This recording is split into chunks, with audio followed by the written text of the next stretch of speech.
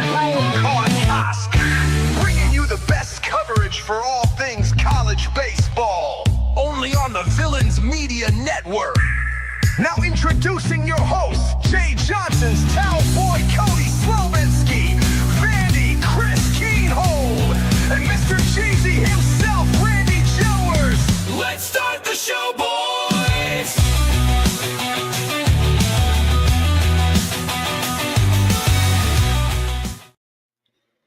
Welcome into the Golden Broom podcast. I am your host, Cody Slovinsky, joined by SEC tournament champion, Vandy Chris. Go ahead, just have your moment. Go ahead. I mean, the future is bright, right? Got to protect the eyes from the bright lights of the big city. So let me ask you, did you actually meet Corbin yesterday? I actually did. What are the odds of that in a 48-hour span we both meet Tim Corbin? And talked about you. What did he say? I said, I believe you met, I do a podcast called The Golden Broom. I believe you met my co-host the other day. He said, I remember him. He had a beard. His name is Cody. The man don't forget anything. Ain't no way he remembered my name.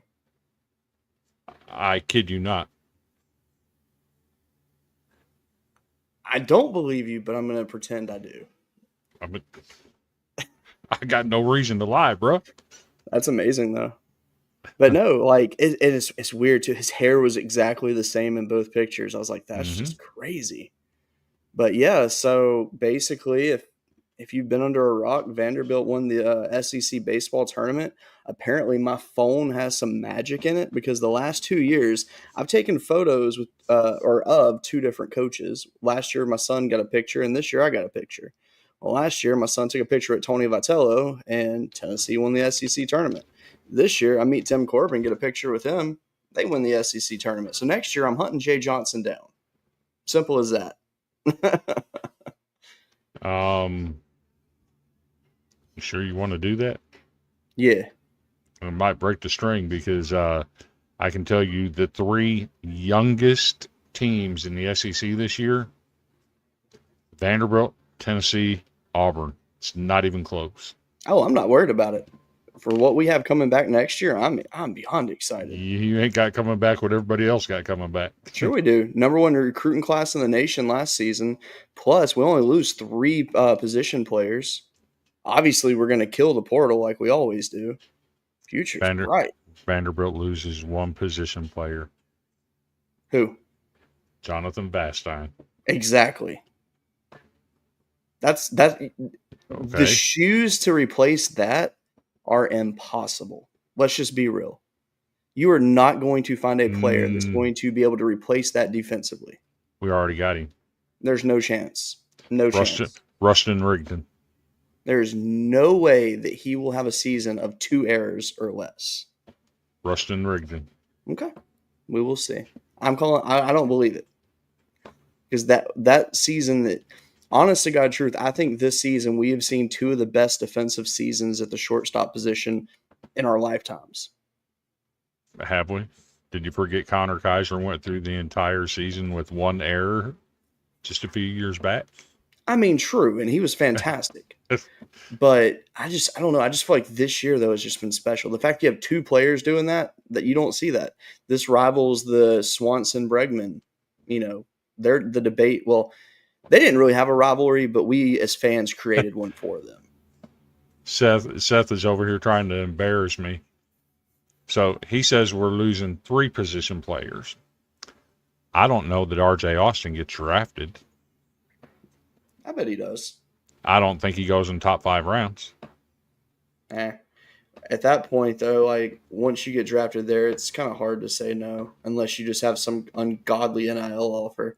And another thing, too, I think players are going to be kind of encouraged to sign pro contracts because of how limited the roster space is next year. And I'm not certain that Nelson will get drafted based on 1 season. Guess we'll find out very shortly. So and I don't know that Jaden Humphrey will get drafted. I mean, if he's a senior, it doesn't matter. And he's not an everyday player. Yeah. I mean, it's obvious Vandy's going to be good next year. I mean, you've got some really good players. Let's see. Got nine of the top 50 recruits. There's no way LSU has a number one recruiting class. We'll see after the draft. Yeah. I'm more concerned after last year's recruiting class. I'm more concerned about the transfer portal.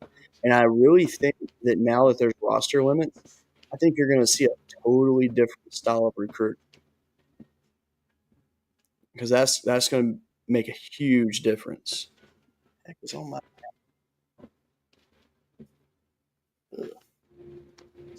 Here's what's funny. These are verified.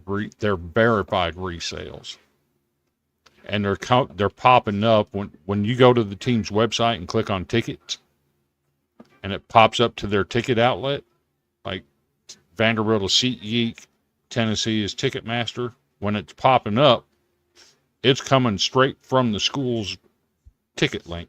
Yeah. So these resale tickets aren't scalpers; they're ticket holders. No, they are ticket holders for sure. Yeah. So with the SEC tournament last week, the Friday, that was LSU's night one, and my wife and I, we both looked at tickets because originally we were just going to buy on the day they came out, and honestly, we both just didn't do it. And then it got like day before, and I go and look at tickets. I'm like, where's all the tickets at? This doesn't make any sense. Well, next thing you know, we start doing some deeper diving, and it was all verified resales. There was no general admission tickets available. Mm-hmm. I'm like, what the heck is this? And I'm talking about cheapest tickets I could find were like $95 a piece. And I'm like, I'm not paying that. I said, I will lose my streak if I have to, because I'm not paying it. But then I looked, and they had these like VIP like hospitality suites available, and I clicked it and looked, and I could get hospitality for like $40 a ticket. And I was like, why wouldn't I do that? It just makes too much sense. So we went ahead and did that. And my son and I, that's what we did. We went out there, and they had this it's like, I guess you'd call it maybe the left field cabana or the lounge or something like that. And it's basically these like beach chairs that you can sit in, and it's got like a table, and you can prop your feet up or whatever. And it's really nice. And we were in the furthest corner of the field. And it was such a good view. And we just sat there and hung out. And obviously after about 30 minutes, my son was like, can we go? Can we go? Can we go? But he was getting mad and I thought he was trying to say, hey, can we leave the game and go home? But that's not what he wanted to do. He wanted to go to the car and get his monster trucks and bring them back in the stadium, because he's a huge Monster Jam fan, because the kid and his parents sitting behind us had a bunch of Monster Jam trucks on his table and playing with them. And I was like, you got to be kidding me. But then we saw LSU's bus come in, so we went and ran and met them, and he got to meet Bear Jones, who made him look really, really small, and it was hilarious. But yeah, it was cool to get to meet the guys. Got to meet John Eads, who's my favorite media member covering LSU baseball. I just happened to walk right by him as we were heading over there. And that dude, he's a workhorse. He puts out the absolute best content on LSU you will find. And I kind of like Moscana. I'm very hit and miss on the guy. Like, I feel like his baseball knowledge is not where it should be, I guess is the way to put it. Fair. So when it comes to media, like, I respect the media that actually truly embraces what they're talking about and lives it. Moscana sits behind a desk. You don't see him feet on the ground at these games. Like, Jack DeLongchamps, like, dude, that guy, he's a legend. My favorite media member. I love everything he does. So I'm gonna get Seth to light up in the comments over here.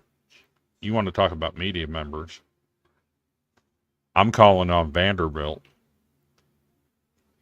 If they make a run to Omaha,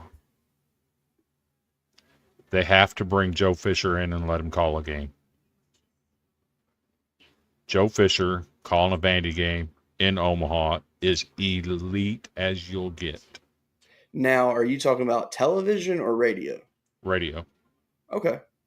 That could possibly happen then. So I know the TV broadcasters are set because I'd kill for a Lynn Rollins call in Omaha. He's actually employed by MTSU now as their play-by-play guy. Okay. Is he the one that you were trying to get on our show back in the day? Yes. Okay. Yep. I remember that. So obviously conference tournaments. I can tell you that there is a current play-by-play announcer at Vanderbilt that has told me as recently as yesterday, shoot me a message in my email. I'll help you any way I can. I'd be glad to come on your show. Oh, that'd be awesome. That would be. Well, after all is said and done, we saw a bunch of teams punch their ticket to the NCAA tournament. And yesterday, the announcement was made of all the teams that made it. And there were some teams that, in my opinion, got snubbed and had an argument of why they should be in the tournament. There were some teams that just didn't get in, that some people tried to make a debate like they were going to get in. We knew it wasn't going to happen. Texas A&M, I hate to say it, too little, too late. They had every chance. They blew the Missouri weekend. Simple as that. They win the series against Missouri, they're in the tournament. And I don't even think there's a question about it. They would have been at 13 wins regular season, plus they got a couple in Hoover. I don't think they'd have got in. Their RPI, 13 wins? Their RPI was in the 50s. Well, yeah, but it wouldn't have been that had they beat Missouri. If they would have beat Missouri, it wouldn't have been that bad. Missouri did nothing. It would have made their RPI lower, even with a win. I mean, it wouldn't have made it as low as it is currently, though. Missouri would not have helped their RPI at all. I mean, I'm saying it would look better had they won versus losing, though, is what I'm saying. It would not have helped them to win that series at all. Well, I look at it like this, though.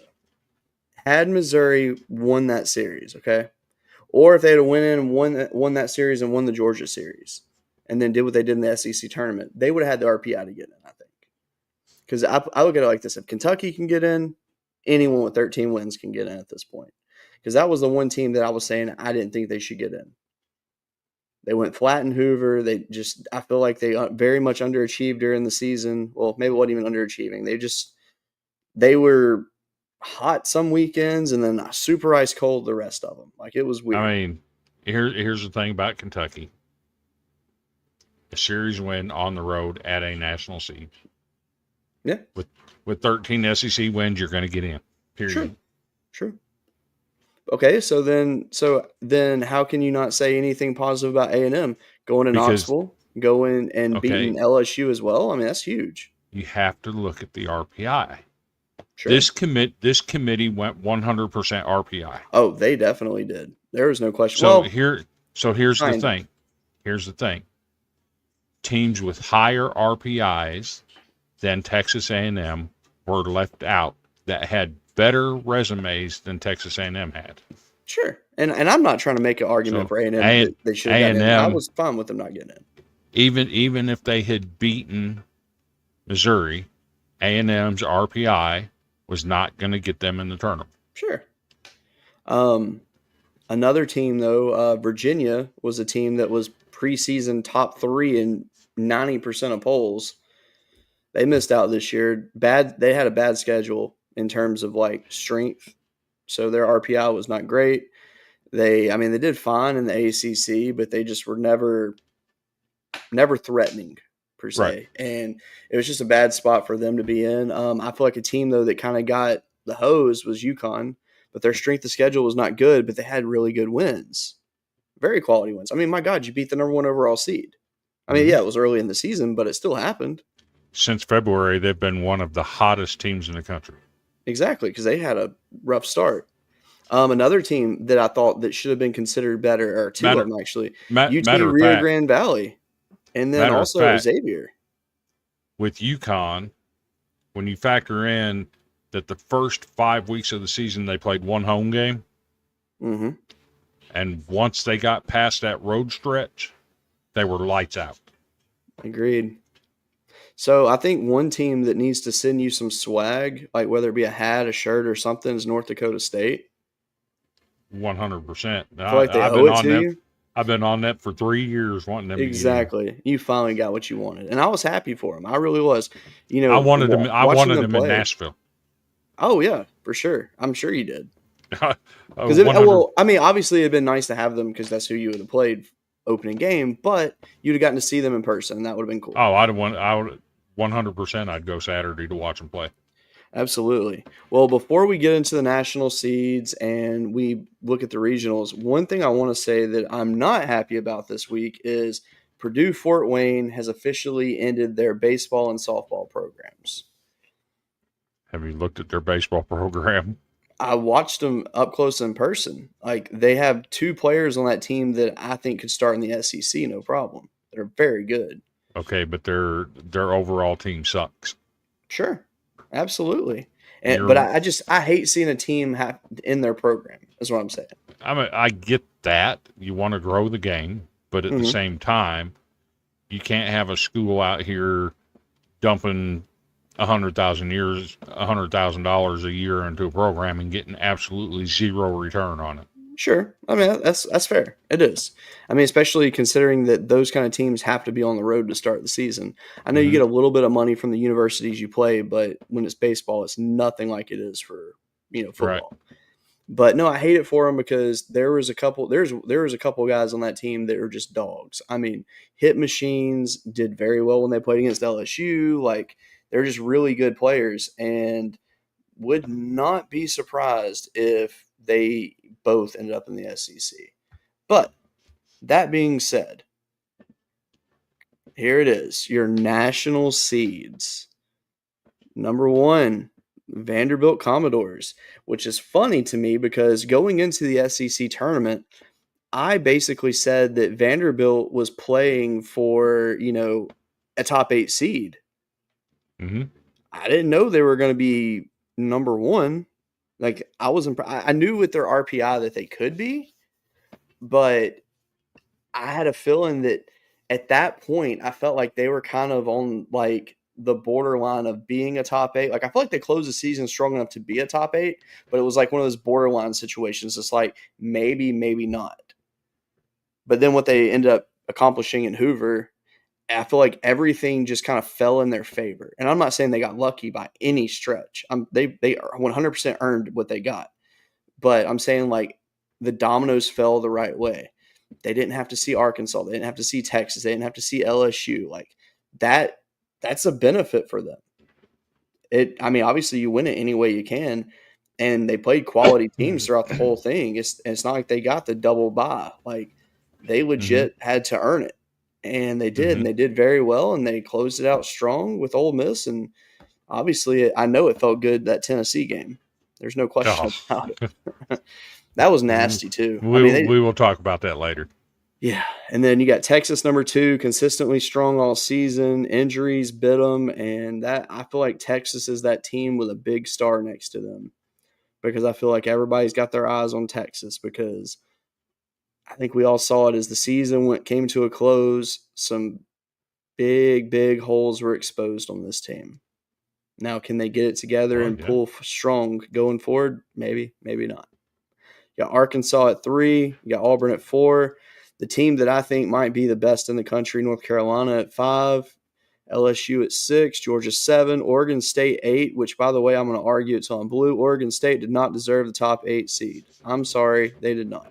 Nope. Just because they had to play a bunch of games on the road, which really they didn't even play that many. They just had to play a weird schedule, and no. Florida State 9. Again, I don't even think Florida State was the 9th best team. I spent all day yesterday arguing with a guy on Twitter about Oregon State, Oregon. The idea that Oregon State is seated above Oregon, you have 2 identical teams. Both Oregon was 42-13 against Quad 1 and Quad 2 teams. Mm-hmm. Oregon State was 43-12. Yeah. Against Quad 1 and Quad 2. They're identical. So how do you solve an identical team situation? You go to head-to-head. You should go to head-to-head competition, right? Oregon swept them 4-0. Now, So there is one problem for Oregon. they Their got swept by. strength of schedule. Okay, they can't fault Oregon for the conference they play in. You can fault them for losing to Ohio State. Okay, but they still beat Oregon State, period. Sure. Head to head has to matter in this thing. I personally thought Coastal Carolina should have been the 8th seed, if I'm being honest. Yeah, head to RPI head. at 8 in Southern Miss's winning streak. When you have two identical teams, you have to let head to head competition settle it. Sure. Period. They're identical. Oregon beat them 4 straight games. Yeah. Under no circumstance can anybody make me believe that Oregon State was more deserving than the team that beat them 4 times. Okay, so we have a comment that I want to address, and I'm going to go ahead and share an award because it is funny to me about underperformance of the year. So let me show you something, Jody, because it looks like our brains were pretty close to each other. So I'm going to go ahead and share the award, the Dirty Jock Strap. I did it differently, and I picked teams that missed the NCAA tournament, a.k.a. underperformed this year. They should have performed better. I mean, you look at that. The only team I left off was San Diego of your list because, yeah, these 4 teams, unacceptable this year. It was absolutely embarrassing. Speaking of Stanford. He's not transferring to Vandy. Don't be surprised. He's not transferring out. He is going to stay loyal to Stanford. Don't be surprised. It's not happening. Sasaki is not going to hit the portal. I don't see it happening. Don't be surprised. If he did, I feel like he would stay on the West Coast.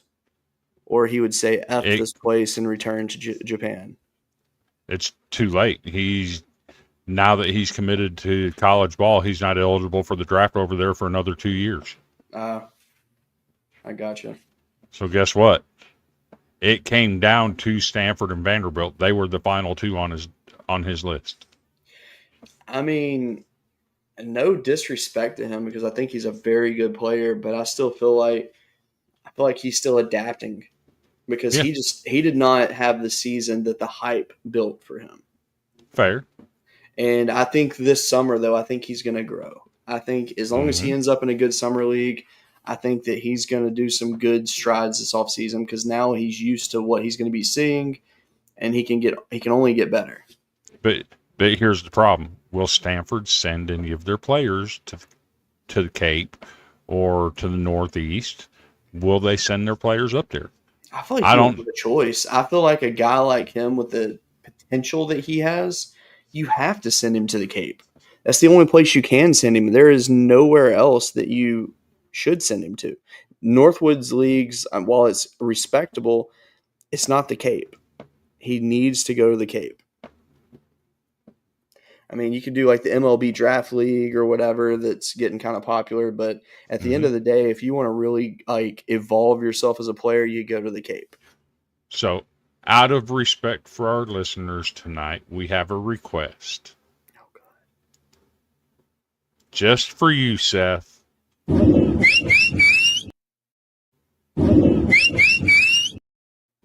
Oh my gosh. I thought that video died. Wow. I have not heard that in ages. I legit thought that video was long gone. Oh, I've got it on my computer. I'm amazed. I've got it on my phone as well. When I walked into work this morning with all the Tennessee fans that I work with, I got on my handheld radio and I played it 5 times consecutively. So I'm going to say this in code. You will know what I'm talking about. There's a certain person that I can send messages to, and I'm going to send that to them as a message for them to open it up. Because you know that person would probably be wearing headphones.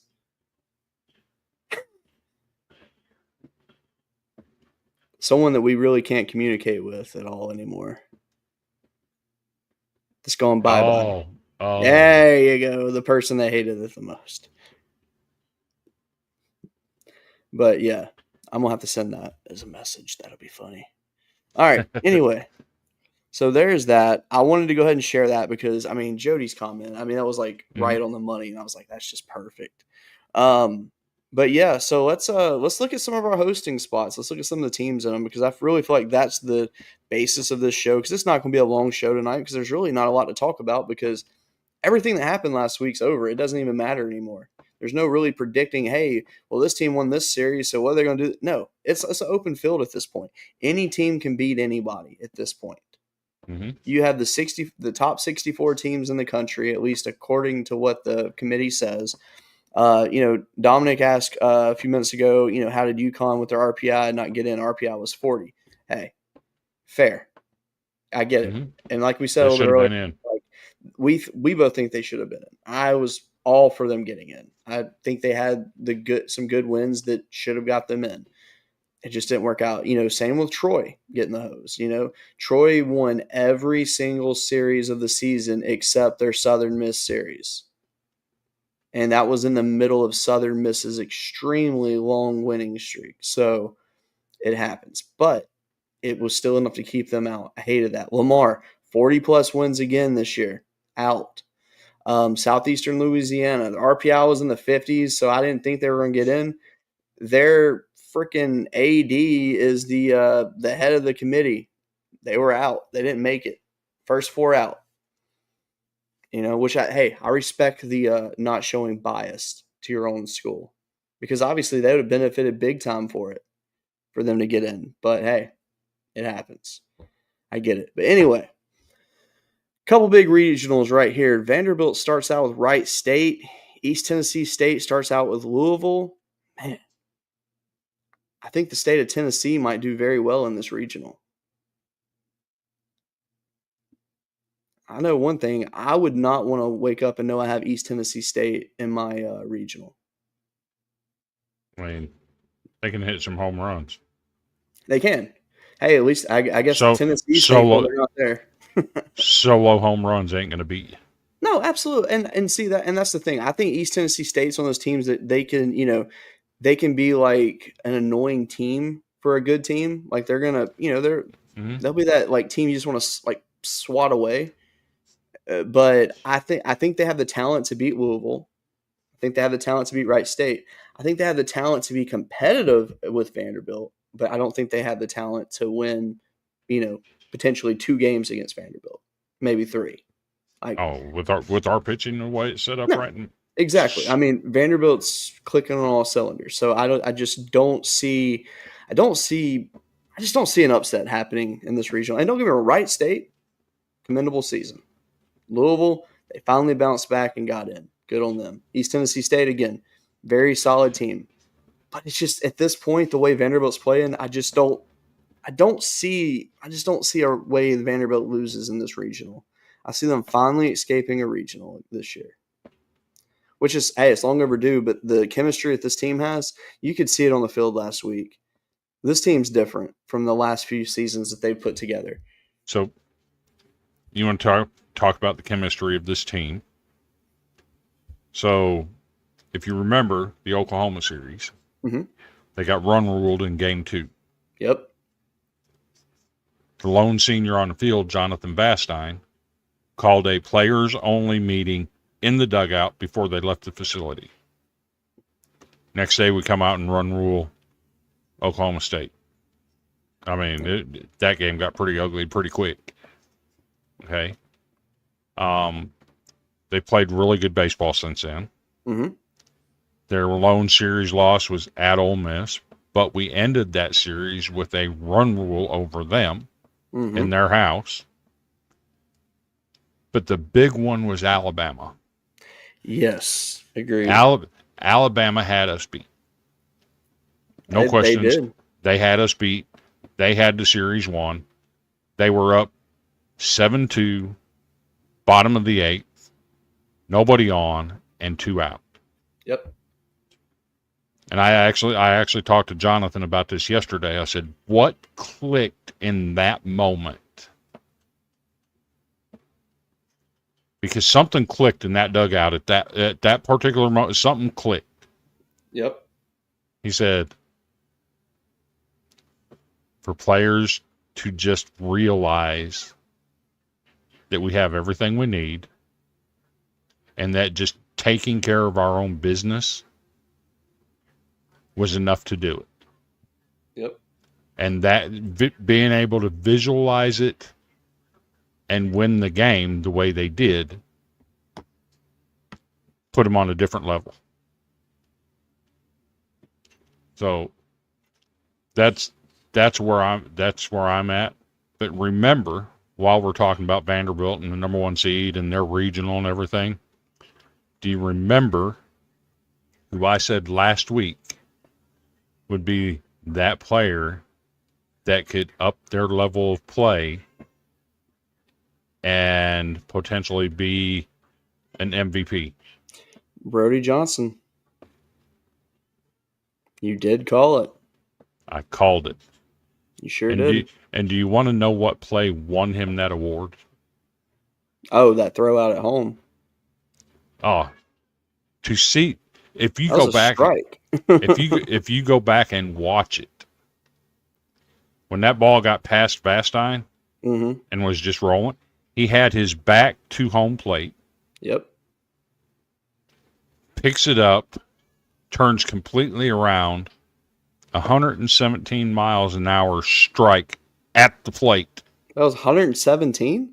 Yes. Oh my God. I know that was a 0.1% play. 99% of the time that would have. That play's not happening. No. This kid has an elite arm. Clearly. For an infield.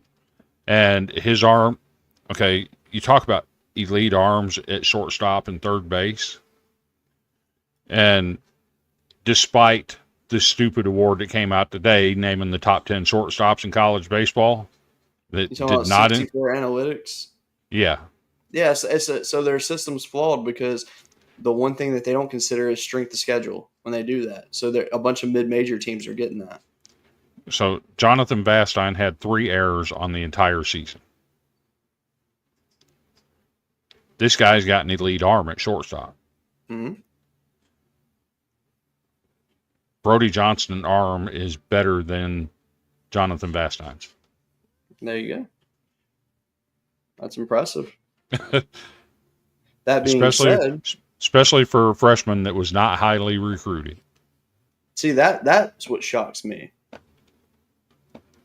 Because everybody thought he was going to sign. Everybody thought he was going to sign. So, Terry, we had good weekends, my friend. I got to go watch the SEC baseball tournament. Chris got to celebrate his boys winning the SEC championship. It's a good weekend. How was yours? How about them Huskers? Yeah. So what do you think about Southern Miss? So I think it's a fun bracket. You know, Columbia's top offense in the Ivy League. You have a Miami team that's had spurts of being good this year. They won a few good games, but then they got really cold when they needed to be, hot. Mm-hmm. And that was a problem for them. Alabama overachieved Alabama standards. Yeah. I think that is a fair thing to say. Oh, nice, Terry. Good to see that. One of the best hitting teams in the SEC, though. Absolutely. Oh, no question about it. I mean, they have the best shortstop defensively in the SEC. No, they don't. According to the media, they do, which the media is wrong. But it's all good. Is he better suited for the pro game? Yes. Sure. But he's not a better shortstop. Yeah. Potential and what we actually see on the field are two different things. Is he athletic as hell? Yes. And the reason that he plays better for Major League Baseball, he can hit where Vastine can't. Exactly. So, looking at this, though, I think Southern Miss makes it by Columbia. I do think Columbia will make that game interesting for a little bit, but I think Southern Miss has no problem with them. With Alabama and Miami, I think that's a more evenly matched up game. Miami's I really think it is. So, if you look on Warren Nolan, they went ahead and did predictions for all the games. They have Alabama picked to win by 1.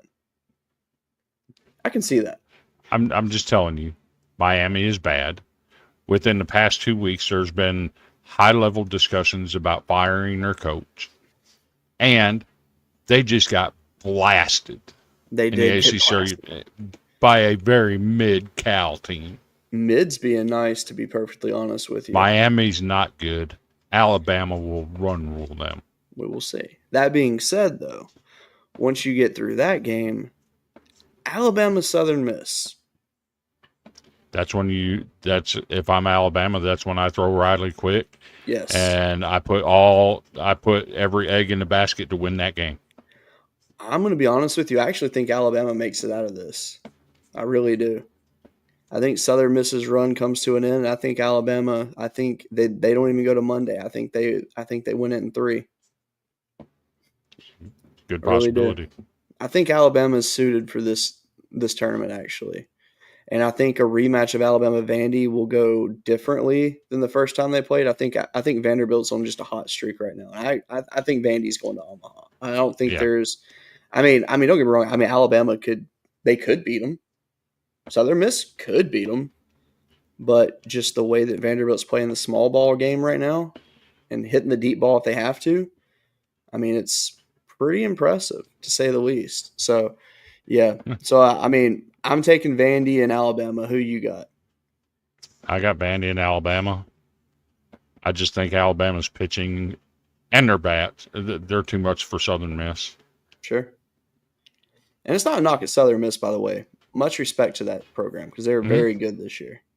And playing at Hattiesburg it's inconvenient. Let's just be real. Yes, very inconvenient. Very inconvenient. All right. The team that's the most due team to win a national championship, if there is one, Florida State. Yeah, Bethune-Cookman, I can't talk. Mississippi State and Northeastern, one of the most dangerous regionals there are. Comparing up against Oregon State, Mount St. Mary's, or St. Mary's College, whatever you want to call them, the Gales. They played Vanderbilt earlier in the season, and Vandy took care of business. You got Southern Cal making a return to the tournament, and then you got TCU making the long trek to Oregon. It never works out good. It doesn't. That's the hardest play. Going that far away is very hard in the regionals, just to be honest with you. I will say this. Southern Cal has a very good 1-2 punch in their pitching. But outside of that, it's pretty bad. You're looking at numbers from the Big Ten, and the Big Ten was ass. Oh, no, I fully agree. I'm not arguing that. I'm just saying they do have 2 good starting pitchers, but outside of that, it's very shaky ground for them. But we'll learn a lot more about Southern Cal, obviously, because, I mean, they get some solid competition here. Because TCU has a very underrated roster. But looking at the Florida State Regional, I think they get by Bethune-Cookman, no problem. Opening game for Mississippi State, Northeastern, probably my favorite matchup of round 1.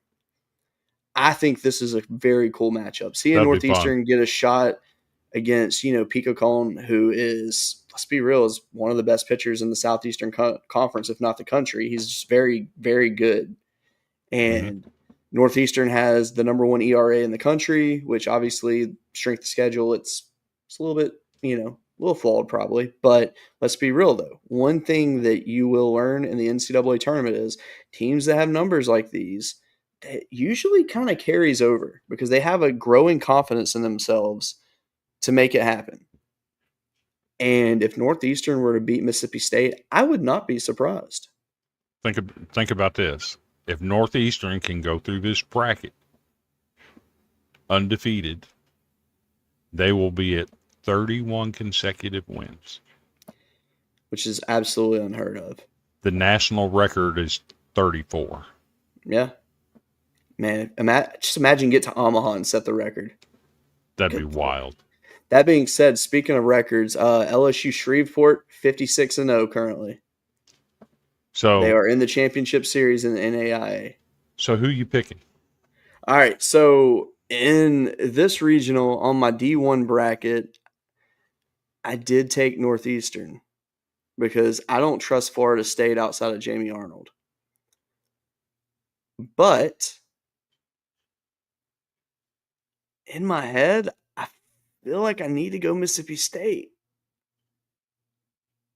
You know what? Screw it. I like Cinderella. Let's do it. Northeastern. I'm going to take them. I don't want to, but I'm going to. So even though I'm a G5 supporter, let me show you this. I'm going to flash you back to preseason and what my preseason top 25 looked like. Oh, my personal top 25.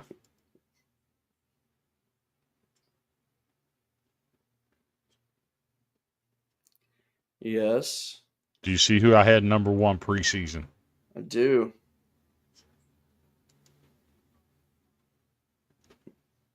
Now, one thing you'll learn in college baseball, you don't always have to put the best regular season together.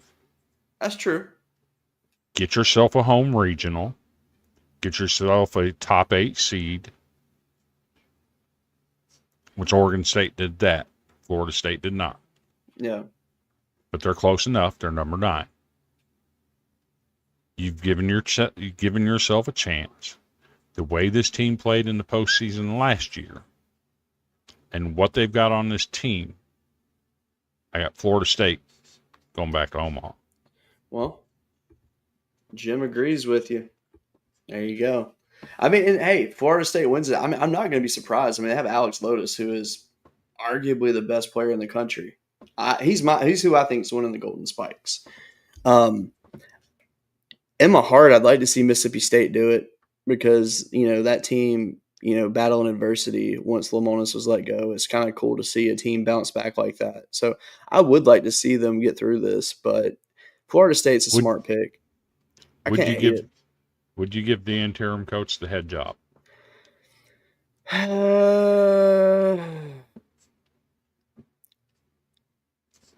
I think it really depends. I think that if Mississippi State makes it to a super, you definitely consider it.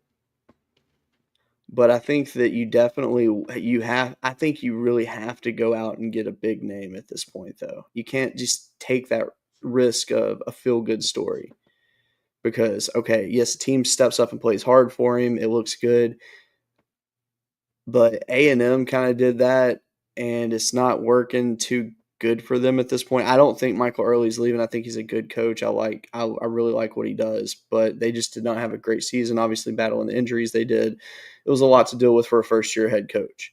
That said, I think Mississippi State might look at a situation like that and be like, yeah, Jim says right there, a top 3 brand, you have to make a big splash. Exactly.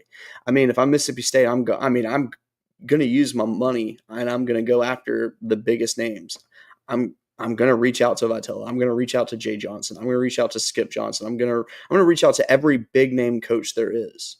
I don't care if there's no chance that they come to the school. I'm still going to reach out because I'm trying to get the best person I can for the job. And who they get, I don't know. I've heard a lot of names thrown around. And, yeah, I agree with you, Jim. So Elander is the first person that I said I thought would be the right that pick. was my first thought, Josh Elander. That's the job he's been wanting. Yeah, it makes sense. But it's like we talked about a couple weeks ago. There's something about this program that is intrinsically broken. You have the facilities, you have the funding, you have everything you need to be elite year in and year out. And for some reason, if you go back and look at their average finish in the SEC every year for the past 20 years, it's not good. They're short of a good head coach. That's what they really need. And that's not knocking Lamonis. I think he's a respectable coach. He won a freaking national championship there. Yeah. Gets no better than that.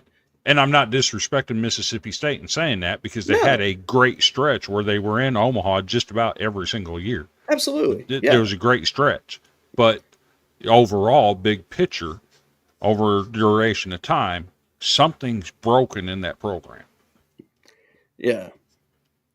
So, I mean, for me, I think that there's a lot of big names you can go after, but I think Elander would be the perfect coach for it. I think Elander is the perfect. But fit. I also think that he's the guy too that would be like, "Hey, I'm not agreeing or doing anything until the season's over." He gets his job done. Hey, Vanderbilt is broken, but apparently they've got some duct tape that's pretty dang strong and put it back together. Yes. So, all right, Oregon State regional. Who you got coming out of that one? Um, like I said, TCU traveling that far, I don't think that ever ends up good. You've seen Vandy go up there, get run out of town. You've seen LSU go up there and get run out. It's not easy to travel to Corvallis and win. I got to go with Oregon State there. Okay.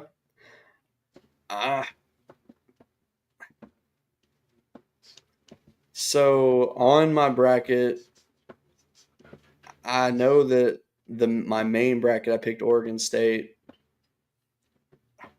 Back in my head though, like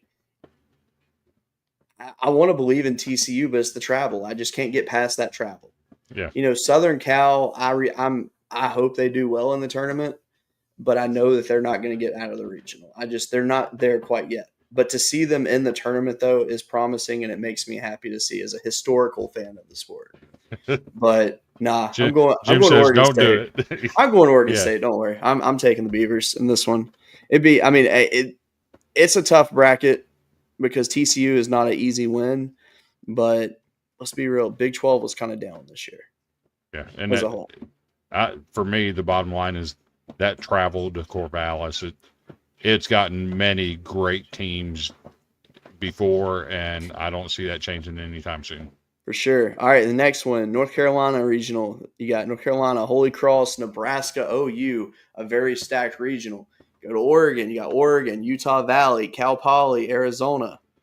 Look, Captain Dick, Danny Dickinson, former Utah Valley prospect, or, he's just our product. Sorry, I don't know why I said prospect. But, I like Utah Valley, but they're not getting past Oregon. I think Oregon's going to run through that regional, actually. I think they're really, really, really so. I feel you, James. We had Sawyer Hawks lined up for tonight, and his girlfriend is in town, so he had to push off too. Yeah. So, in the Oregon regional, I think Oregon's got it. North Carolina regional. So Jody's saying OU. Look, I like Kyson Witherspoon a lot. I think he's really good, but you've got to throw him against Nebraska. There's no ifs, ands, and buts about it. You've got to win game one in this series. Nebraska winning the Big Ten tournament. They're getting hot when it matters. Yeah. Yeah, look, Mason Neville is so good. And, watching your episode you did with him, Jim, knowing the fact that he was a Jay Johnson recruit and he didn't end up getting to come to LSU kind of saddens me a little bit because that would have been a ridiculous player to have on the roster. But man, I think Oregon. I just think that's an easy bracket for them. But the North Carolina one, I'm going North Carolina in this one. I think Nebraska, OU. I think those are both really good, programs. But I just don't see them getting past North Carolina. I have my eyes set on a certain national championship, and I think North Carolina is involved in that. So, for me, I think North Carolina should have been the number one seed, especially the way they played in the ACC tournament. I think they solidified that. I don't think they lose a game in this regional. I thought they deserved the number one seed. And that's the team I was thinking as well. I was going to get it, but hey, I was not surprised that Vanderbilt got it at all. Yeah, absolutely, Jim. Yeah, because I know he got 1 year with Skeens at Air Force. He's also from the same town as former Vanderbilt stud Carson Fulmer, who is a big, I was a big fan of him back in the day. But Chris has wanted to do an interview with Sawyer since he hit the portal before he was even a Vanderbilt commit. He's been talking about him for a while. So, yeah, definitely excited to get to talk to him soon. Yeah, so I think so. Are you going to take Oregon as well? I'm taking Oregon. All right, so North Carolina, Oregon, we're in agreement there. This is where it starts to get a little bit kind of snoozer for me. I'm sorry. It's going to be good baseball, but I feel like these two are just kind of easier regionals per se. So you got Coastal is getting Fairfield, ECU in Florida. ECU hit their hot streak to win their conference tournament to sneak in. Florida started 1-11, played some of the best baseball they could to close out to put them in a good position to be a 2 seed. Fairfield is Fairfield is Fairfield. We know Fairfield. Coastal, on the other hand, handling business, B to A, they're doing it right. Auburn bracket. All right, so Jim, I knew you were going to pick Coastal because I know there ain't no chance in hell you'd pick Florida, if I'm being honest with you. He would not. No, not a chance. So the Auburn one, you got them, you got Central Connecticut State, you got Stetson, and you got NC State. I know there's no chance Chris picks NC State.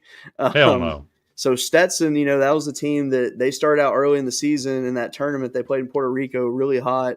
They caught everybody's attention, and they kind of fell off, but then they bounced back.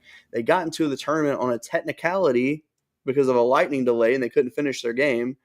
Central Connecticut State is a team that has actually had a very respectable season. Their strength of schedule is not good at all, but they have put together a very respectable record, got through their conference, got the bid. Good on them. But if there's one thing I've learned this year, you don't beat Auburn at Auburn. I don't care who you are. It ain't happening. Auburn's getting through that. Look, I would take NC State because of their pitching.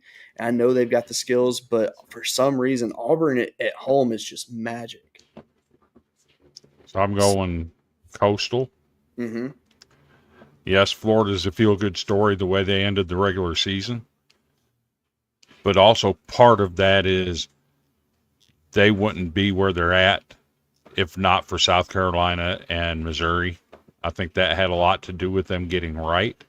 Yes, they got the win at, against Arkansas. But I can't get over the whole Missouri and South Carolina being part of them getting back into it. Yes, Capolla's back, but he hasn't been really good per se. He's had a couple rough outings since he came back. And losing Shelton, I think that hurts him. Sure. Absolutely. It just hasn't showed up yet. I think Coastal just a better team right now. Yeah, Coastal's hot. Watching their home field when they played Clemson at the end of the season, that was special, man. Mm-hmm. I'm going Coastal as well. I think Coastal and Auburn are going to play each other, and I think that's going to be a really fun one to watch. That'll be a fun super. I'm just really disappointed that Coastal did not get the number 8 seed. I really thought they deserved it, just to be honest. But it's all good. Oof. Oof. I didn't realize he was the only. I guess that does make sense. Huh. Uh-huh. All right. So then you got the Texas and the UCLA regionals. I will say one thing. I am very happy to see Fresno State in the tournament. I was so happy they were able to win their conference tournament. Fresno State obviously is a historic program of the 2000s for the tournament. Former national champion. Got to always give them some love. You got Arizona State, UC Irvine joining that region. One problem UCI had, the reason Cal Poly beat them, honestly, is because they turned 4 errors in that game. They're a better team than that. I really think the Anteaters get through this one. Yep. I really do. That's just – I don't know. I've always liked UCI, I've always liked Long Beach State. Not as a fan, but just as a – I'm not a fan of the team, but as a fan of them. I used to actually wear a Long Beach State hat back in the day. I was just a big fan. I couldn't help it. And but yeah, I'm going UCI in that region. I don't see I just don't believe in UCLA. I'm sorry, I just don't. Not this year. The Texas region, now let me just go ahead and tell you this one. Texas has some holes. They do. They genuinely do. And I think they're going to win their opening game. But outside of that, it's been tough for them. Losing Jared Spencer has actually been a bigger loss than most would realize. And Kansas State, they got a bunch of dogs on that team. They didn't have as good of a season as they probably should have.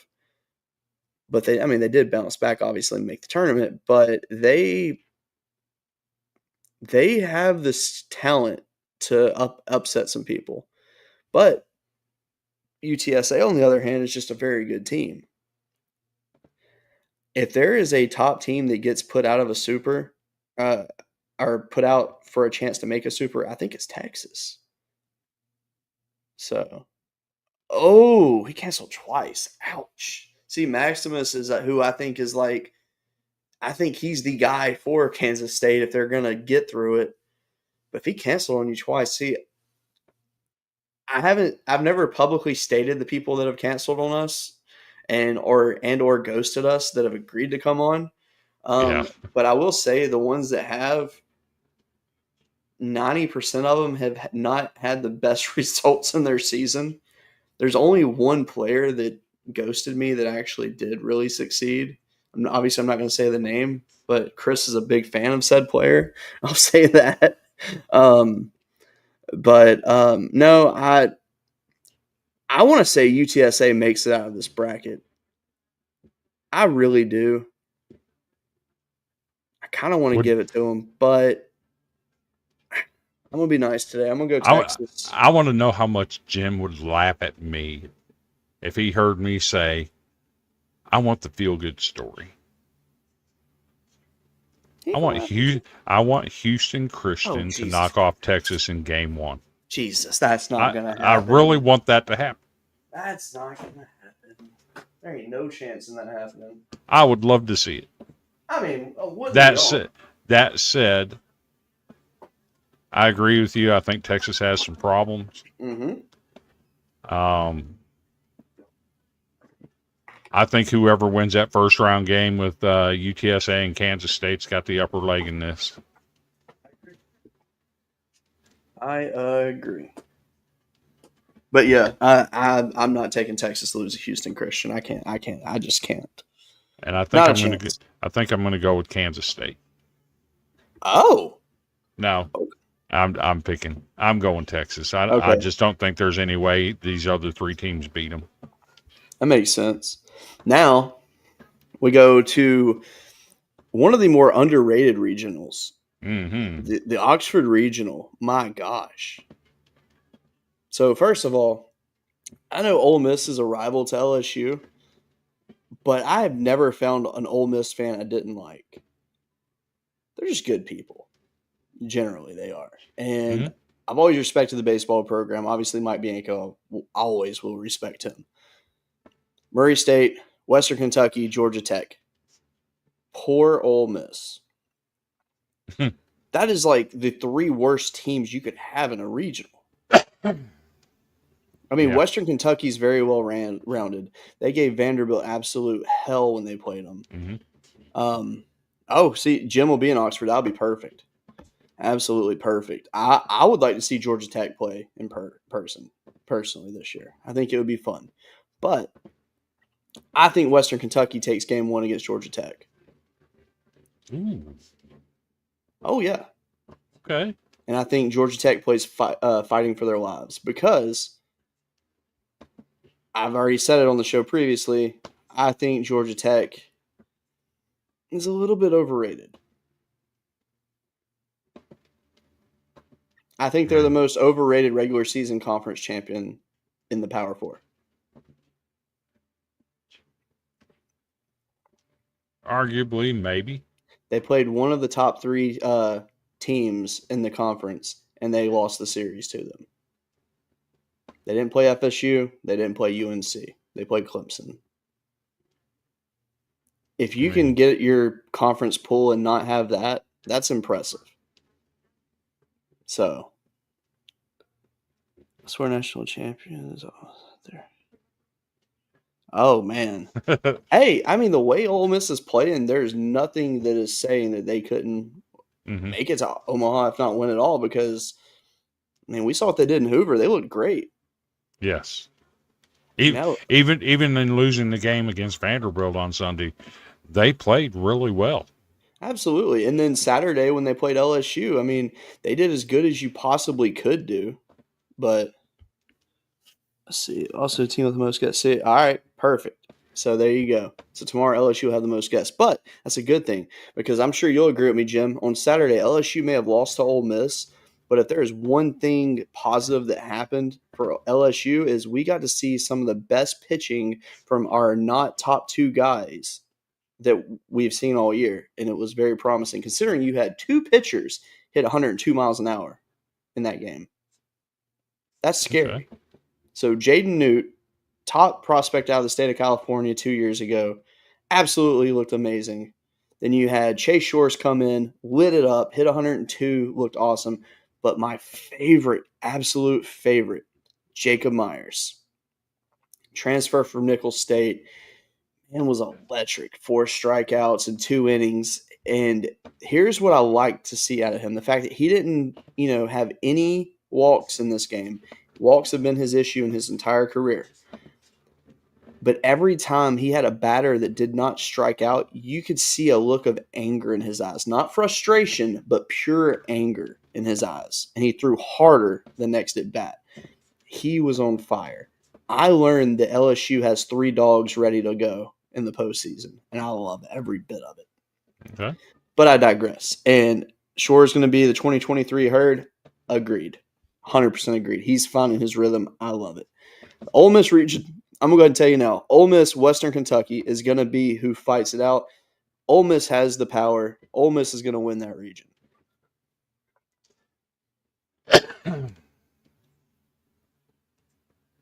I think this one goes to Monday. Okay. I think it goes to a final game. It's so hard to pick between Ole Miss, Western, and Georgia Tech. Exactly. Hey, But Murray State's no slouch. But playing at home, I have to give that edge to Ole Miss. Exactly. Beer showers for days, man. Yes. I'm not a believer in Georgia. I'm taking Duke. So Georgia's going to beat Binghamton. I think that's safe to say. Oklahoma State should not be in the NCAA tournament. Nope. And then you have Duke, who started out hot, got very, very, very, very cold, then just came back at the end and kind of fizzled off a little bit, but in a good enough spot to where they would still be a 2 seed. Duke is strong, but I'm going to be honest with you. Georgia at home is magic, man. They are. And I think this But is are they? Hell yeah, they are. What have they done in their last in all of the regionals they've been in? Doesn't matter. This isn't the same team. Okay, I'm just not a believer in Georgia in the postseason. And I believe the past 5 years will show up again. They're not very good in the postseason. I think Georgia's going to hit their way into it. Robbie Burnett, man, that dude's got a bat on him. I like him. Zaborowski, my God, the dude he just got power for days. I know he's been kind of banged up lately, but I'm feeling Georgia just pulling it out on this one. I really am. I think Georgia, Ole Miss. That being said, if Duke did it, though, I wouldn't be surprised. But I'm scared that Oklahoma State is playing their best ball right now and might actually squeak through this thing. So I can see it. I did say Ole Miss playing at home, I give them the edge. But then again, I think Georgia Tech is better. I'm going to take Georgia Tech. I'm going to take Duke. I think Georgia Tech gets to Omaha. I think that's a team that nobody expects to be there. All right, so there you go. Jim says it right here. Harrison Bordendorf, poor guy. First of all, imagine being in kindergarten, learning how to write your name, and you have to write all that as your name. Good Lord. That would be terrible to be a 5-year-old having to learn how to spell your name. Right. But, all right, so there you go. Takes out Duke, but then Georgia handles. That's the thing about Georgia. We said, how long can this lack of starting pitching, sustain for them? And I feel like overall it's actually worked out pretty good. Dirty Harry. I do like that, actually. That's a great nickname. All right. The one I want to talk about. The Clemson region. USC Upstate, Kentucky, West Virginia, and Clemson against LSU, Arkansas, Little Rock, Rhode Island, and Dallas Baptist, a.k.a. the absolute draw that the number 1 overall seed should have gotten, but we will take it. So Clemson's region, Kentucky is a pesky squad. West Virginia has been a team that has performed well, but their strength of schedule is just not there. They got destroyed by Kansas. Clemson, though, was a team that was supposed to be really good, and then they got really cold. And, I mean, the problem with Clemson is, and this is not a knock, because I know Clemson is a good team. They have arguably the best player in the country on their team. But Kentucky is pesky. Stop it. Stop. No. Hold on. Hear me out. Kentucky is one of those teams with their small ball, they can beat anybody in the country. They can. It's just how they operate. I mean, do I think Kentucky makes it out of this regional? No. But Clemson's going to have a tough time because West Virginia is no slouch. USC Upstate gives everybody fits on the East Coast. It's just a fact. Clemson's going to have to watch out. It's going to be a tough one. West Virginia is a team that, yeah, that's. Oh, look at that, Chris. Did you know this? I did not know that. Interesting. I had no idea that, actually. That's pretty cool. I'm going to take Clemson in this region, and I think it's going to be I think it's going to go to Monday, though. And I think it's going to be an absolute war to decide who wins that. But I think the home field advantage works out for Clemson. I got Clemson winning that series, that regional. I don't think Kentucky wins a game. I mean, I'm not surprised you said that. That's one of the teams that I thought didn't deserve to be in. Well, but I will say this. I think that Kentucky beats USC Upstate. I do think they would win. Given that they beat Tennessee, I see why they got in. But beyond that, what have they done? Sure. Yay, they beat Texas A&M, but I mean, Texas A&M wasn't what we thought they were going to be. Yeah. Actually, I got a question for you, Jim. I'm going to assume you saw it on X today. Stephen Miller, the conversation. I was in the middle of the conversation somehow, and I was like, well, "This is cool." We're talking about the pitching for this weekend, and I think Mic'd Up got just misunderstood maybe on what they were saying. But a lot of people are debating like, "Hey, is Newt the guy that should start against Arkansas Little Rock?" Or, do you go Cade Anderson, go for the win? Do you go Anthony Ianson, go for the win? Like, how do you address it with the pitching? Because there was like a legit argument just on how a tweet was made, and I think it was a misunderstanding. I really do. But I am one with the belief of pitching backwards in the tournament, which obviously is a reason I'm not a paid coach. But hold on. One thing I will say, Chris, you were my witness. Did I not outcoach Slosh in the SEC tournament the other day during the Tennessee-Texas game? Did I not make the call exactly what he needed to do? And if when I said it, everything that I said would have gotten them out of the inning, and they would have potentially won said game. I don't know if it would have got him out of the inning, but what he did do didn't work. Exactly. I said I would have put Keelan on base, and I would have went for the strikeout against Fisher, who, by the way, Andrew Fisher is one of my favorite hitters in the country. He's fun to watch. Keelan, obviously, which I'm concerned about Keelan, by the way. He had a limp when he was running to second base on that hit. But he got the big hit, got some RBIs, Fisher strikes out. Had they put Keelan on base, Fisher was struck out, got down the inning. It didn't happen. It's what I would have done, but it's all good. So, but I'm taking LSU. As far as LSU, why would you pitch backwards here? There's no sense in that. Don't mess up there are certain situations where a team should. I just don't think any of these teams are a threat to LSU. Pitch your normal rotation. Sure. I mean, that's fair. But see, Jim's right. Because, there's a lot of people going back and forth about this. So I like the idea of, Ianson going game one. I do like that a lot. I think he'd be very good for that.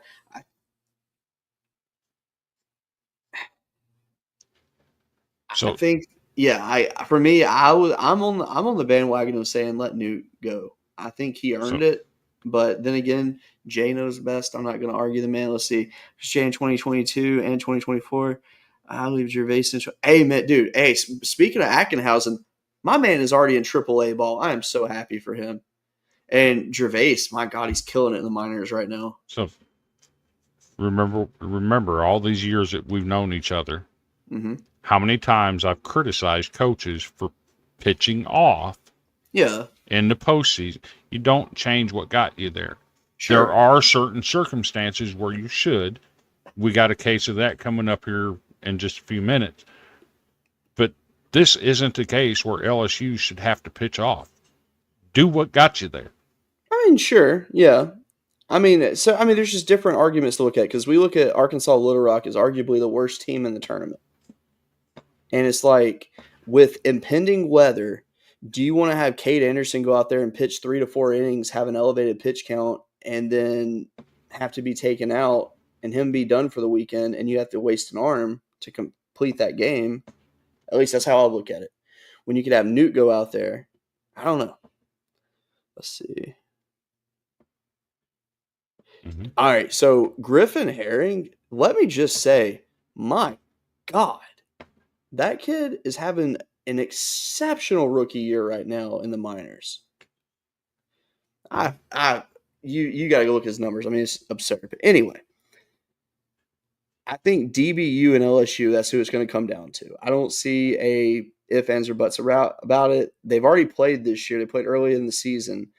It was a midweek game, but they did get to see 2 of our main weekend guys in the pitching. So that makes me feel a little bit better about where things are going anyway. But DBU is just they're a gritty team though. They're gonna call some fits. I'm excited to actually see what happens there. I don't think that any team in that region is a threat to LSU. I mean, I don't either, but I think they're still gonna pose a legitimate threat there, though. I don't think it's going to be just LSU coast by any stretch. I mean, I think they get it done in 3, but I think they're going to have to play pretty damn hard to do it. They're going to run rule Little Rock. Probably. Then they're going to get a DBU. They're probably going to win that game 7-2, something like that. And then DBU's going to have to play the winner of Rhode Island and Little Rock and waste another arm. And you get to the final game on Sunday night, I think it's over. Yeah. Yeah, because, I mean, in a perfect world, LSU would they would still have they'd have a good chunk of their pitching left, hopefully, at that point. But, yeah, I mean, give me LSU, give me Clemson in those 2. I'll take I got LSU in Omaha.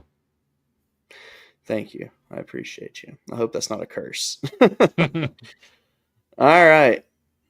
Chris's favorite region, the Knoxville region and the Fayetteville region. Oof. So, well, you could go to Fayetteville, go see North Dakota State.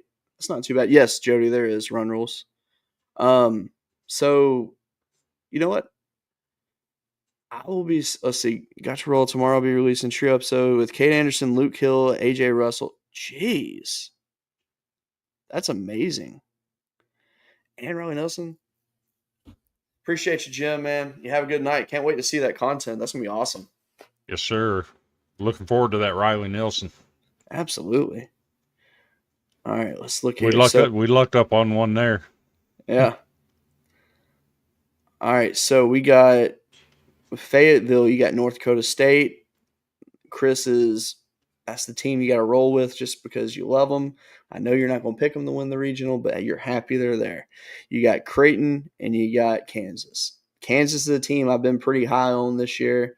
I've tried to show so much love to them all year. I'm so happy they're a 2 seed, but good Lord, why did they have to get put in Fayetteville? That sucks. But if there's ever a regional in Fayetteville, you can't just go, Arkansas is going to hold this. Because if history holds true, but I got to go with Arkansas. I'm not a believer in Kansas. I actually think Creighton will probably beat Kansas. I was gonna say I could see Creighton actually pulling that one out. Now, I love North Dakota State. That's a great story. I'm proud of them getting there. But, it's again part of North Dakota State. Every year, start of the year, they have to travel and they go to all these ranked schools and get their teeth kicked in. Unfortunately, I think that happens to them with Arkansas. As much as I want them to win, I just don't see any possibility. I think Arkansas wins this region. Can Creighton force it to a Monday game? I don't know. I will say if you can get Arkansas out of their groove and force a fourth game with them, your chances to win have increased. Yes. I'm personally not sold on Arkansas. I think they're a respectable team, but I don't think they're as good as a lot of the media tries to say they are. I think they're Omaha bound. Sure. I think so. Arkansas reminds me in a way of Tennessee 2023. A good team that can make Omaha, but it's just a step behind. That's just how I see Arkansas. So I already made my pick on this other region on D1 baseball and their bracket challenge. Hearing what I heard today, I might go back and change that. Wow. Per Sir Tony Vitello, Liam Doyle versus Miami of Ohio, game 1. Yikes. I would have went Phillips. 100% would have gone Phillips. And the reason I think Cincinnati will beat Wake, I'm not sold on Wake. I'm not sold on Wake either. What I like about Cincinnati is they play small ball. If they get by Wake Forest and they have Tennessee sitting right there with Marcus Phillips, Tennessee's in trouble. Unless Marcus Phillips throws an absolute gem. Because I feel like he's due one. That's fair. But I think when you you're right. You're right on this. Cincinnati against that Tennessee team with anyone other than Doyle pitching, man, you're playing with fire right there. So while that will be tough, the thing is, can these teams keep up with the offense that Tennessee can put out? Is the big question. I mean, all it takes is one hot pitcher. It's true. It's very true. All it takes is one hot pitcher. I mean, but one thing, one thing you got to consider, though, the ball's flying Lindsey Nelson. So let me throw my 65-mile-an-hour curveball. Okay. And my 86-mile-an-hour fastball. Okay. And let me see you hit bombs.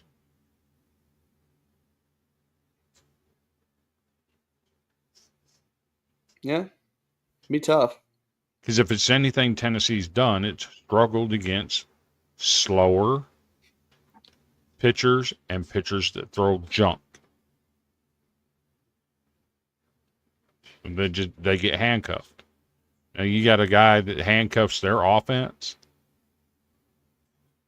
that can play small ball and make them throw it around like they do.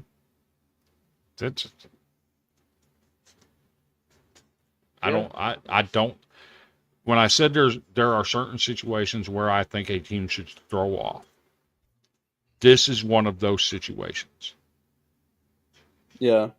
I would throw Phillips in game 1, save Doyle for game 2 in the in the slightest chance that you have to play Cincinnati, you don't want a pitcher on the mound that can't hold a runner.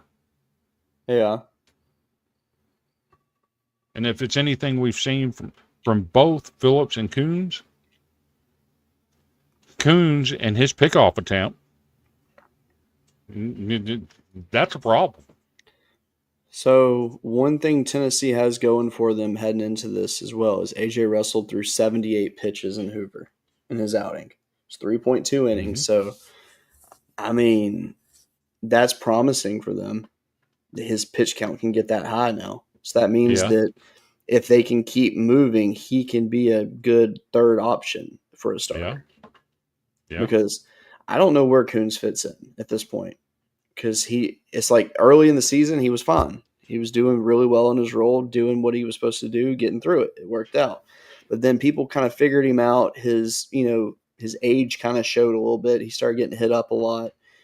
But, I kind of excited for AJ Russell, actually. I look forward to seeing him possibly getting there. That being said, though, I am taking Tennessee to win this region. I am going to go Arkansas. But when those two meet in the Super, I'm feeling Tennessee for some reason. I got Arkansas and Omaha. I'm feeling Tennessee. I don't know why. I have Tennessee going to Omaha. I'm feeling it. But that's our regionals right there. I mean, that's some good stuff. It really is. While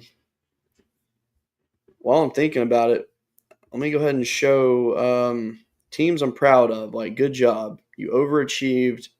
You made it to the tournament. And I know Chris is going to rip this apart a little bit, but I'm happy for North Dakota State.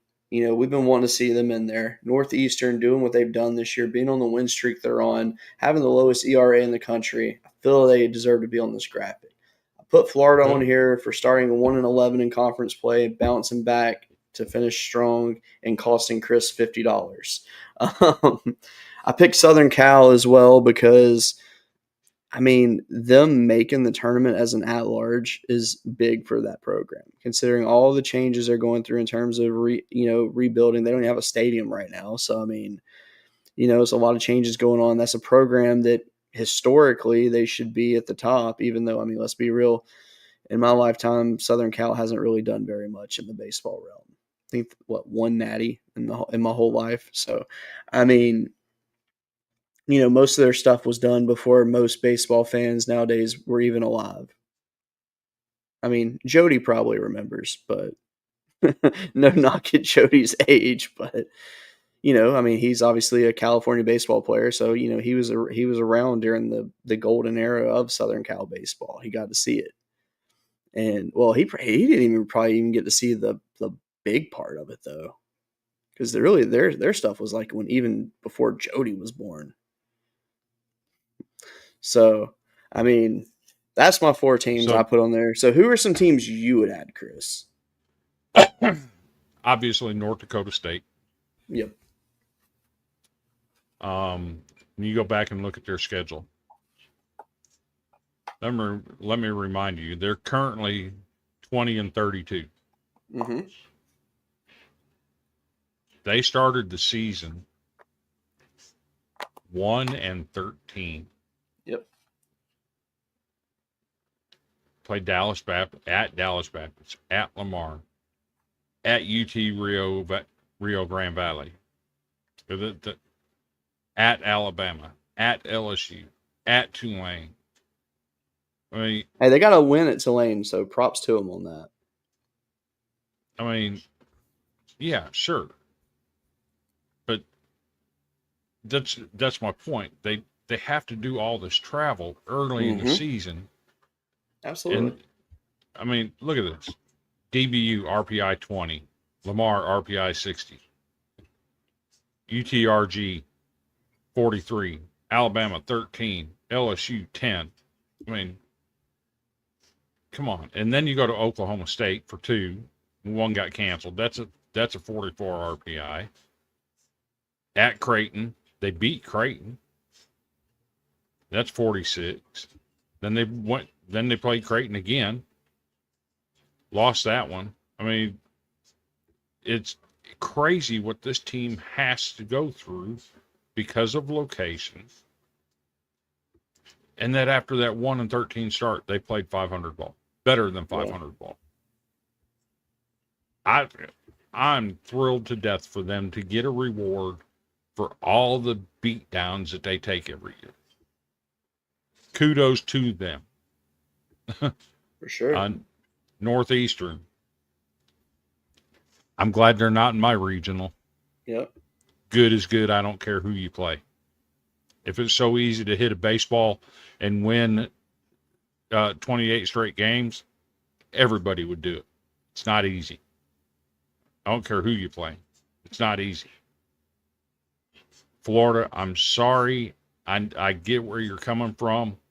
I'm not giving them credit for beating Missouri and South Carolina to get themselves in the tournament. That's a team that was preseason top 10 in most polls. I'm not giving them credit for overachieving. That's not overachieving. It just isn't. And USC, yeah, I like that.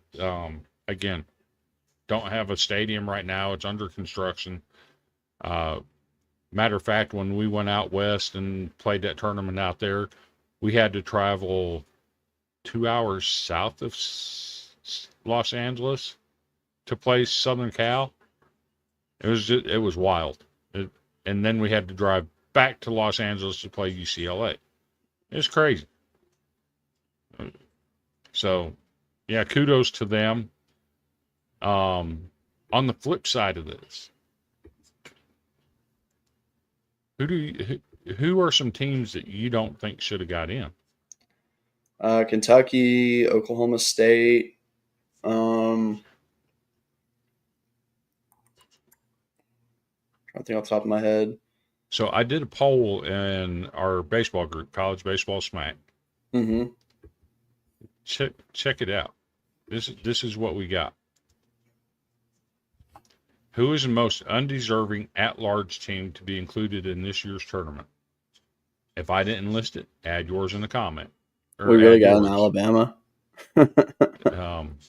Oklahoma State, resoundingly. I would have put Texas A&M in over Oklahoma State, and I wouldn't put Texas A&M in. But no, those top two I agree with. Miami was definitely on the bubble. USC was on the bubble. I actually don't think Arizona State shouldn't gotten in. I don't think they should have. I think Kansas State's fine. Not a single one of them teams deserve to be in over UConn. Sure. So that's fair. But yeah, at this point, honestly, that's pretty much everything we got to cover. So let me ask you, Chris, what's your final thoughts for the evening? Good one.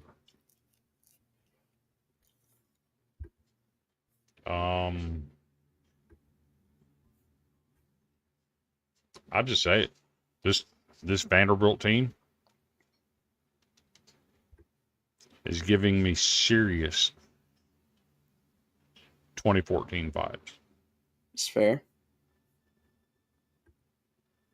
They don't beat themselves. They're not flashy. They play good, solid, fundamental baseball. Whether that can translate to what that 2014 team did, I don't know. But my God, this is redemption. There you go. Redemption. I like it. For every single person out there that said Vanderbilt can't win in an NIL era. They don't have their advantages anymore. Is it time for Tim Corbin to think about retiring? I admit, I said that. If this doesn't get him in the conversation for National Coach of the Year, for the turnaround that this team has had, because even in mid-April, even in mid-April, nobody was talking about Vanderbilt even being a host. Not at all. And what they've been able to do under his leadership and get that number 1 seed, I don't know that there's a better coaching job in America this year. Yeah. So there's one thing that Sawyer Hawks actually said in his In Off the Bench interview, and he was talking about how, after they had like a couple bad weekends or whatever, he said the one thing that really changed them, is the fact that everybody on the team gets along. Everybody likes each other. Everybody wants to play for each other. Yes. And I think that's what's really gotten Vanderbilt to this point, because on paper, I mean, maybe this team isn't necessarily the star power that you would see from other programs, but they're that team that can put together hits when you need them the most. I mean, how many singles did they have against Tennessee the other day? 13 singles, no extra base hits, and put up 10 runs. Exactly. So when you can win with small ball like that, that's when you got a team that's jiving, and you love to see it. So Vanderbilt's a dangerous team. There's no question about it. And I was down on the team. I think they've got some flaws like every other team in the country has, but I think that they've addressed said flaws and gotten a lot of it fixed. Now, I mean, can they be re-exposed later on? Sure. But I think right now, I mean, if you had to say, hey, who's a safe bet to make it to Omaha, Vanderbilt's one of those teams. So did you see what he did with the pitching this weekend? I didn't really pay too much attention to how the pitching went, because it was just no team really stuck to what they normally do. So he started going with Bowker, who generally is a 4 to 5 inning pitcher, and following him with Connor Fennell. Yeah. Oh, yeah. Who's another 4 to 5 inning pitcher. Which, by the way, can we address how he came out of the bullpen and looked? Good God. If you can get through a game in a tournament by using 2 pitchers, that sets you up beautifully. Absolutely. With your bullpen. Yeah, I mean, it reminds me like kind of how like when you saw earlier in the year, remember where LSU played Oklahoma and you had back-to-back like stud starts, and we had our entire bullpen available for game 3. Yeah. Like, that's just the stuff you dream of. But the way that it worked out for Vanderbilt, like, even you were like, why the hell are we going Fennell right now? I still remember, because you were like, he's our championship game starter here. It's going to happen. And then totally different idea. I think it's because, one, I think Corbin wanted to, get Fennell some innings. I didn't think he wanted to overuse him.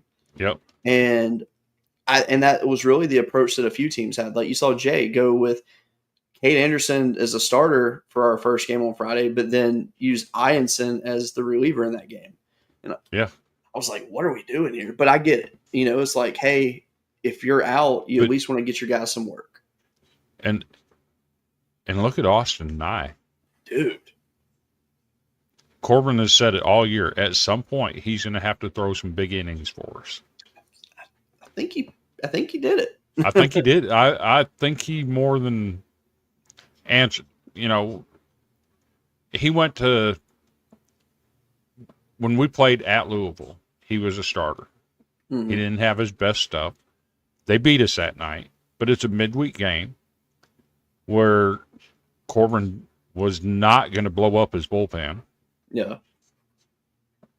And he didn't. They got us.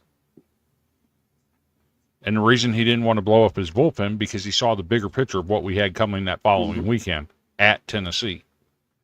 You had to have every arm.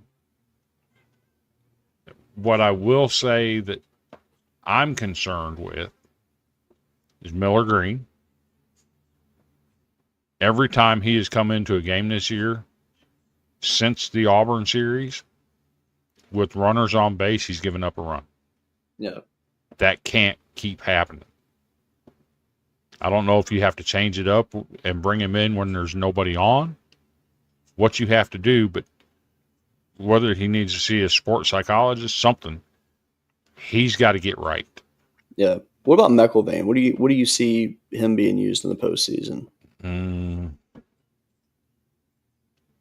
middle reliever setup guy. Okay. I mean, obviously, I know he's not going to start, but I wouldn't be surprised if we saw him game 1. Oh, he'll come out of the pen, and Yeah. if needed in game 1, he'll come out of the pen. So, kind of the situation. We got a freshman pitcher, Levi Huseman. Yeah. That every time he's come in with runners on base, every single time, he's turned a double play. That's what you need. Every single time. Well, dang. That's a weapon. It is. So I'm assuming JD's going game 1 for you guys. I would think so, yeah. There's no reason to throw off.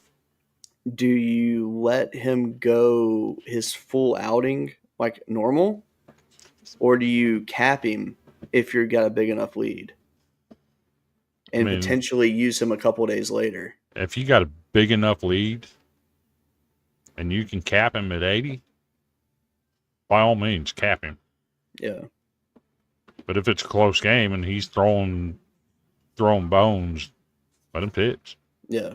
I mean, obviously, if you can not have to touch your bullpen and he gets a complete game, I mean, that also looks good. Yeah. But yeah, it'll be interesting to see how some of these coaching staffs adjust their pitching going into the tournament, because you just never know, especially in this field this year. I mean, one of the weirder postseasons that I can remember over the last decade easily. You don't have like that team that's like, that team should be your national champion. We don't have that this year. It's the most wide open playing field that I've seen.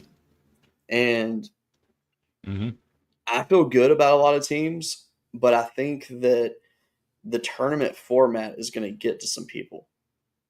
I think this weekend is going to be a wake-up call for some of the good teams that may have gotten by on the whole win your series. Because if you don't have an answer for that number 3 guy, I'm not even hating on them, but a team like Tennessee, your 1-2 have been fine.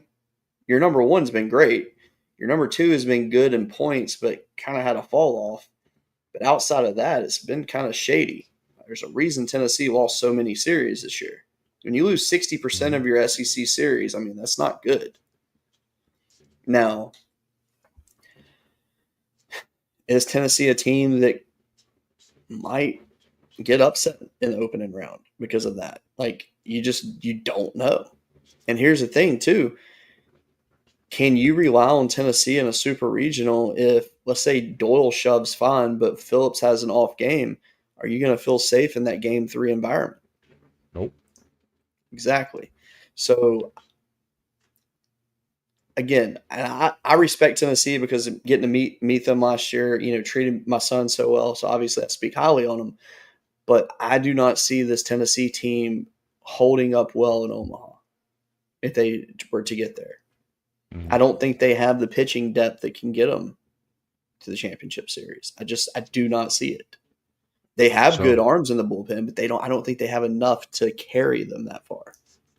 So I have a treat for you. Okay. My final thought. Okay. You see Vanderbilt in their Sunday uniforms every week. Wearing the military green. The red, white, and blue V on their hat. There's a reason for that. Let me show you Tim Corbin. We just had Memorial Day. That honors people who have lost their life in battle. So let me play this video clip of Tim Corbin explaining why we wear the military green and the red, white, and blue on the hat. Okay. Things here quickly. The salute to service. I know that means a lot to you on this Memorial Day weekend. Why does that speak to you and your team so much? I just think, before you're a Vanderbilt University student, athlete, before you come from Louisiana or South Carolina, Virginia, New Hampshire, you're an American citizen. And I think our ability just to understand that, it's just a small level of gratitude, whether it's the anthem or whether it's the uniforms. We're not trying to put on something and say we're soldiers. It's not that. It's more about the representation of our country more than anything else. And we're very fortunate to be in this country and have the opportunities that we have. So it's just a small thank you.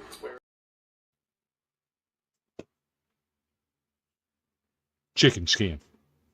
I like it. That's a very, very good answer. That's my final thought. I like it. And what's crazy is I actually had never questioned why they wore those. I just thought they were just a cool uniform. I never knew the meaning behind it to him. But to be honest, you don't see a lot of Tim Corbin interviews, though. Do you remember back in 14-15, they had the dark blue and white Sunday uniform with the red, white, and blue Vanderbilt.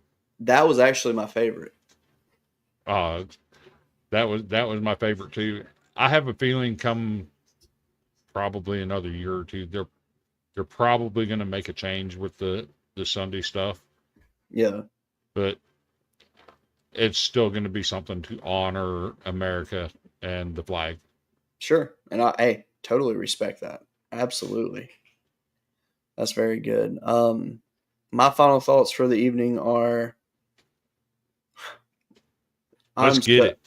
Yes. I'm actually I have a love-hate with this part of the season because it's like, okay, in less than a month, the season's over for everybody. And, obviously this weekend could be the last weekend that one of our teams even plays, whether we like it or not. Like we don't know what's going to happen on the field this weekend.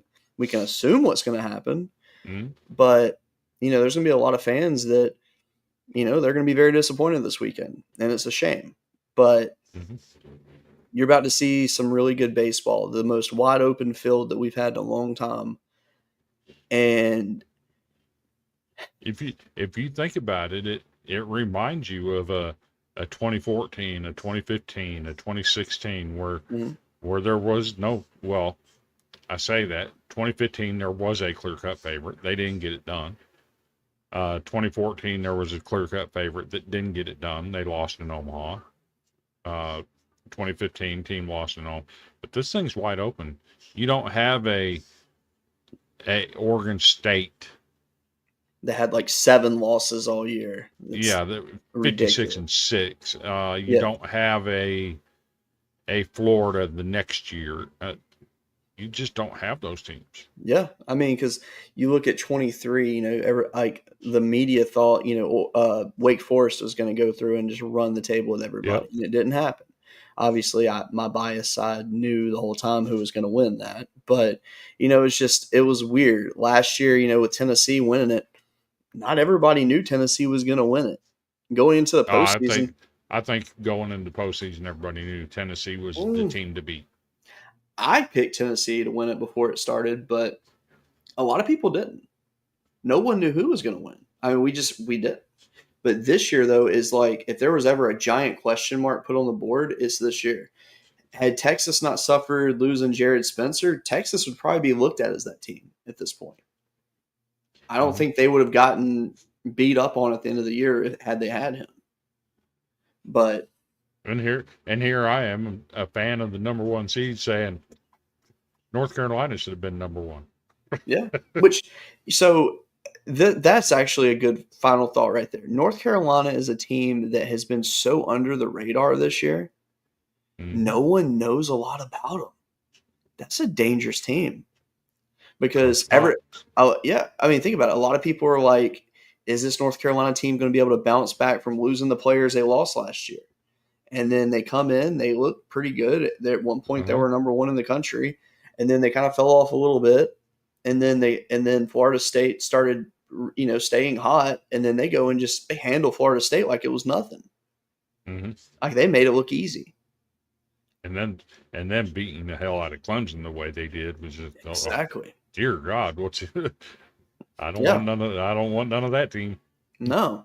So, I mean, I think in North Carolina, I'll go ahead and say it. My national championship pick is North Carolina LSU. That's who I have. That's who I picked in my bracket. I've actually got Florida State, LSU. Okay.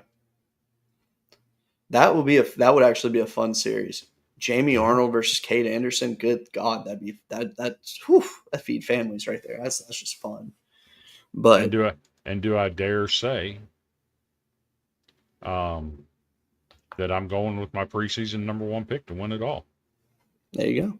If there's a season for Florida State to be equipped to win it all, it's this year. Do I think it's going to happen? I'm not. I will never pick Florida State to win a national championship because every time that you would think you might pick them, they just don't. It don't happen. They're kind of in that. I hate to say it. They're kind of in the category like Arkansas. It's like they can put together some really good teams, but they can never get it done when it matters the most. But we shall see. That's the beautiful part about it. So next week we'll be talking. Supers. We'll be more than likely we'll have Sawyer Hawks on the show. Get to talk to him. Learn a little bit more about him, his story, but also get his take of what his thoughts were from the SEC tournament, what his thoughts were from the regional. I think it's a perfect time to interview an athlete is once they face that adversity because a guy like him, his freshman year at Air Force, they made the NCAA tournament. They actually won some games in the tournament too that year. But year 2 wasn't so hot. Then he goes to Vanderbilt, suffers his injury, so he didn't really pitch much last year. And then this year, he's been. You could arguably say he's the best bullpen arm in the country this year. He's been absolute lights out from the bullpen. So, it'll be a good story to get from the kid. He's a good dude. I want to know what his public sandwich order is. There's a lot of stuff we got to ask him. So, be sure to tune in for that. With that being said, we appreciate you watching tonight. Have a good rest of your week. Hope you enjoy the regional. Hope everything goes in your favor of your team. But, hey, if it doesn't, keep watching because it's going to be a really, really fun tournament. That said, if you're in Anderson, South Carolina, be sure to go see Jimbo to get your tattoos. Andrew Anderson has a canvas on his body. He'll send you all the pictures you want in your DMs. Just hit him up. Tell him Cody sent you. He's ready. He's got the pictures ready to roll. You may not want to see them all, but, hey, it is what it is. Also, save 10% on your purchase at Chinook Seedery, the best seeds in the game. Use promo code Golden Broom to do so. And with that said, thank you for watching and have a good night.